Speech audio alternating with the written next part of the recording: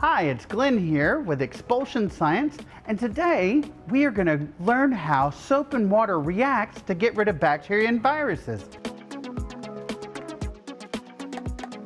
Now, bacteria and viruses, their other word for it is germs. Say that again, germs! Before we get started, let's dive in a bit about how soap and water react together to clean our hands. People have been using soap to clean their hands for about 4,500 years. Now that's probably a little bit different than the hand soap that you have in your kitchen nowadays, but it all works about the same. Soap, at its most basic level, is a fat or an oil base with an alkaline or metal solution added. When mixed together, we get a salt balloon with a fatty acid chain. It looks sort of like a balloon with a string. And the balloon is attracted to the water, and the fatty acid chain is attracted to the virus or the oil or dirt. When soap is mixed and created into a lather, it creates something called a micelle that traps the dirt and grime inside of it.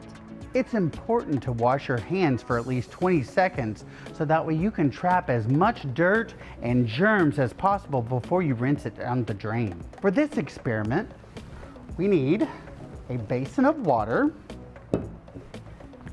some hand soap, some biodegradable glitter, and some paper towels. First things first, let's get germy.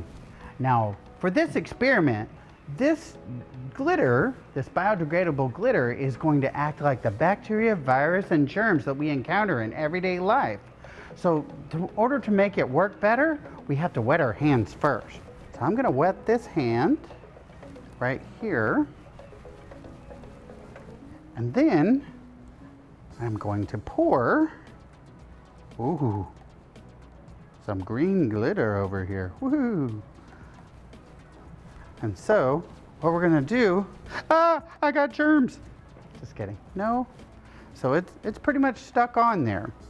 To show how people encounter viruses every day, we're gonna shake our own hand right now and see if it transfers off onto you. Uh-oh, got all on my hand on that side too.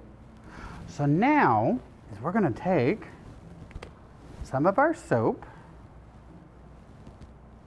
and we're gonna rub it together and create a lather really, really good. And we're gonna rinse our hands in this little basin. See if it comes off. And look, it's all clean. That's awesome.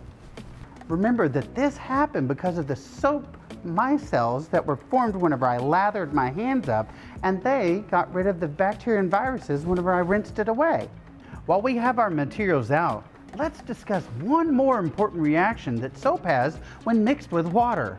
I'm going to start with a fresh basin of water and pour some of my glitter on top, like so. Okay. Then what I'm going to do is take some of my soap, just a little bit here. And then what I'm gonna do is I'm gonna put it inside. Whoa, did y'all see that? Did you see how the glitter just separated and went all to the side? Well, it did that because it broke the surface tension of the water.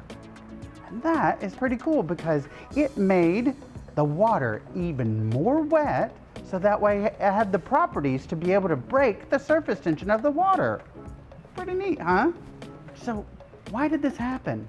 Remember that soap actually breaks down the surface tension, which makes it so good to get into teeny tiny crevices whenever soap cleans. Since the water wanted to preserve the surface tension, it repelled itself away from the soap and took the glitter with it, which is great because now I want to go wash my hands. Okay, y'all check back in next week whenever I do capillary action. Thanks, guys.